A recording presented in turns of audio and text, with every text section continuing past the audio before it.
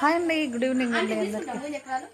తర్వాత హాయ్ అండి, good evening అండి. ఒక మాట చెప్తాను, గుర్తొచ్చింది.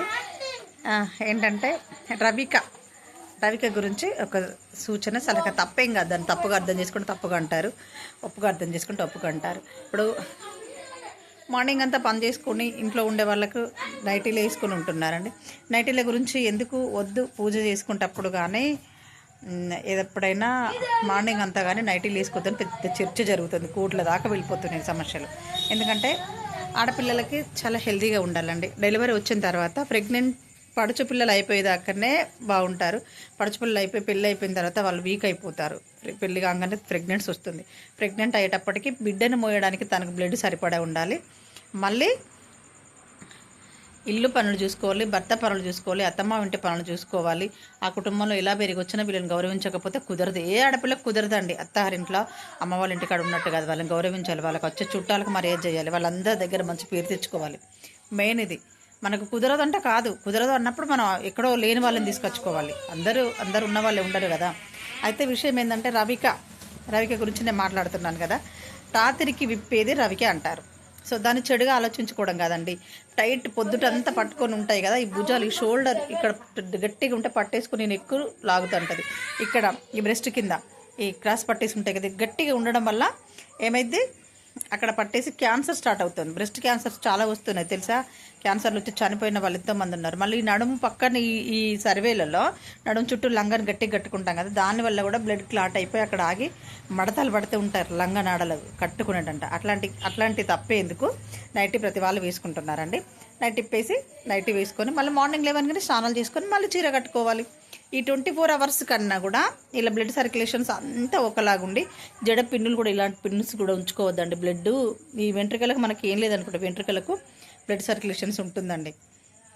అందుకోసం అని ఇవన్నీ కొంచెం తీసి రిలాక్స్గా అయి పడుకుంటే నరాలన్నీ చాప అయిపోయి మెదడు, తల, పెద్ద పెద్ద దిండ్లు కూడా పెట్టుకోవద్దు, చిన్న దిండు పెట్టుకోవాలి. లేదంటే దిండు పెట్టుకోకుండా పడుకోవడం ఎంతో మంచిదని ఆడపిల్లలకి.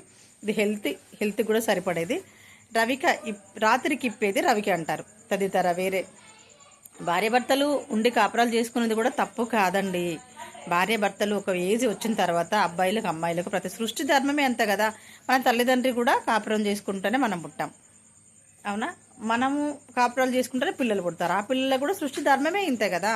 అన్నమయ్య సినిమాలో అడిగారు, ఆ స్వామి అడిగారు, అదేంటి ఆ బూతు బొమ్మలు చూస్తున్నావు కదా నువ్వంటే, అది బూతు బొమ్మలు కాదు నాయన, సాక్షాత్ వెంకటేశ్వర స్వరూపమే ఆ సుమన్ వచ్చి చెప్తారు.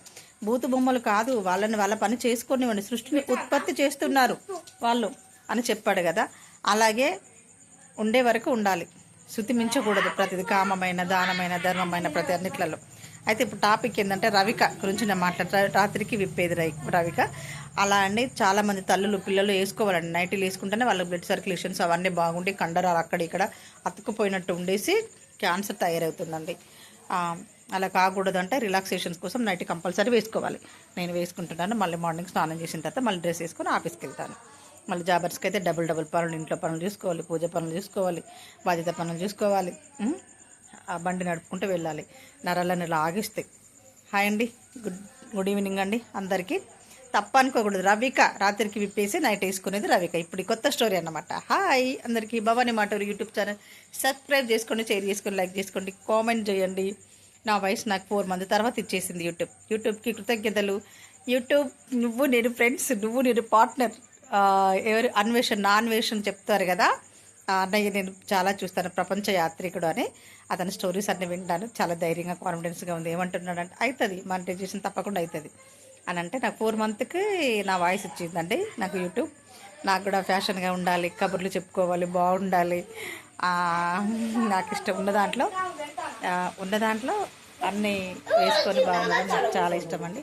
హాయ్ అండి, హ్యాపీ రవిక. ఇంకా నేను నా రవికని ఇప్పేసి నైట్ ధరించబోతున్నాను. ఇందుకు స్టోరీ అండి, తప్పుగా అసలే అని మాట్లాడుకోకూడదు. హాయ్ అండి అందరికీ.